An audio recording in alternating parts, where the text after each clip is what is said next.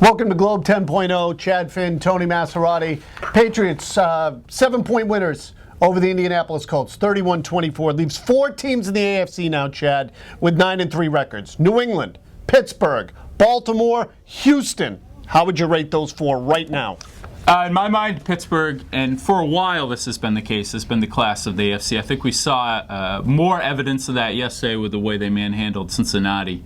I put the Patriots second. The Ravens I don't trust because of their quarterback. And Houston just keeps losing guys and keeps winning. So in a lot of ways, they're like the Patriots in that you're not really going to know who they are until they get in the playoffs. Yeah, this is a total cop-out.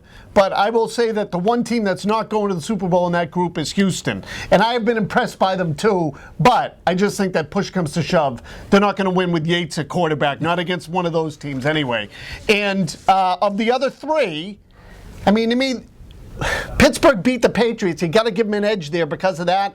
And I'm one of those people that loves Baltimore. I love them every year. And Flacco's a wild card. You're 100% right. But that defense, that mentality, I think they're well coached. I put the Patriots a whisker behind those teams because the other 2 have the better defense. I would be thrilled if, as a Patriots fan, if they ended up playing them because you could see that the memory of 2009 is still in people's minds, what happened in that playoff game, but also just that tough defense matches up very well with what the Patriots try to do. But in my mind, again, people forget how good Pittsburgh has been these last 3 or 4 years because they're so focused locally. They're the defending AFC champions. They're doing exactly what they do every year, which is getting better and better as the season progresses. Houston's too beat up.